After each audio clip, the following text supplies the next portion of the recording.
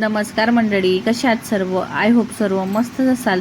तर मिसेस देवश्री जळगावकर ब्लॉगमध्ये तुमचं सर्वांचं स्वागत आहे. तर बघा, आमच्या आईंनी किती छान आणलेली होती गडावरची आईची मूर्ती.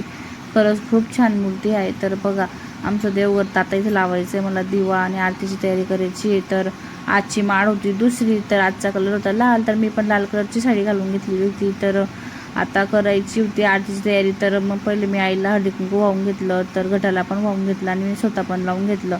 कारण की आरतीच्या पहिले हळदी कुंकू वाहणं जरुरी. तर इथं वात थोडी हे झालेली होती, तर म्हटलं वरती करून घेऊ. कारण की दिवा अखंड दिवा आहे, तर दिवा शांत व्हायला जीव घाबरतो. तर त्याला मध्ये मध्ये बघावंच लागतं, त्याला हवा पण लागून द्यावं लागत.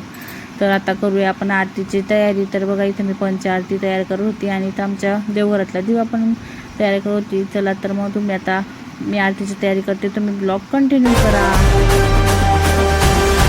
आई तुझ्या गचरणी आभाळ धरणी येऊन विसावले.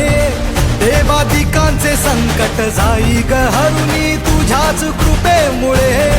नाद झंकार तू सारा संसार तू, नाद झंकार तू सारा संसार तू. तुझ्या पायाशी आम्हा राहू दे आई जगदंबे, आई जगदंबे, आई जगदंबे, आई जगदंबे.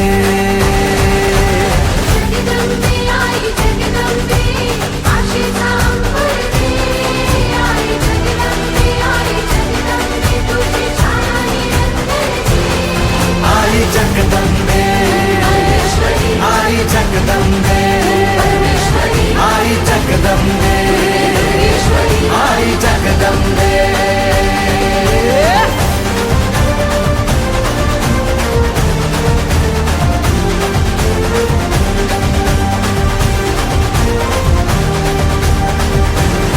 घाट घालू किती वाट पाहू किती लाट मायेची होऊ नये.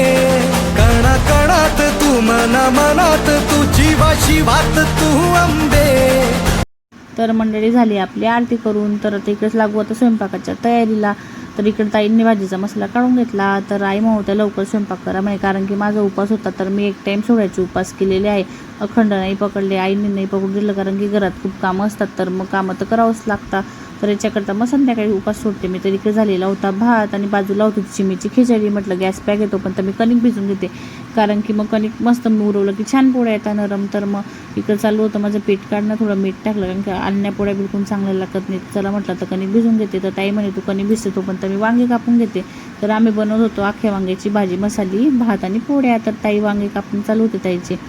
म्हटलं कापा तुम्ही वांगे, मी भिजते कणिक. मग आम्ही पटपट दोघे मिळून स्वयंपाक करून घेतो. तर मग इकडे एक शिट्टी लावून घेतली आम्ही वांग्यांना, म्हणजे भाजी लवकर होऊन जाते. तर बघा, इकडं शिजले वांगे. तर मग ताईंनी एकाकडे दिली फोडणी भाजीला, कारण की मसाला पहिलेच काढून झालेला होता. तर बघा किती छान झालं आपला मसाला. काळे मसाले वांग्याची भाजी खूप छान लागते, तुम्ही पण नक्की ट्राय करून बघा. तर बघा, इकडे झालेली आहे आपली भाजी. तर मंडळी, तुम्हाला ब्लॉग कसा वाटला कमेंटमध्ये नक्की सांगा. लाईक करा, शेअर करा, सबस्क्राईब करायला विसरू नका. तर बघा, एकाकडे भाजी झाली, एकाकडे मी पोळ्या करत होती. तर मंडळी, चला भेटूया आता आपण नेक्स्ट ब्लॉगमध्ये. बाय बाय मंडळी.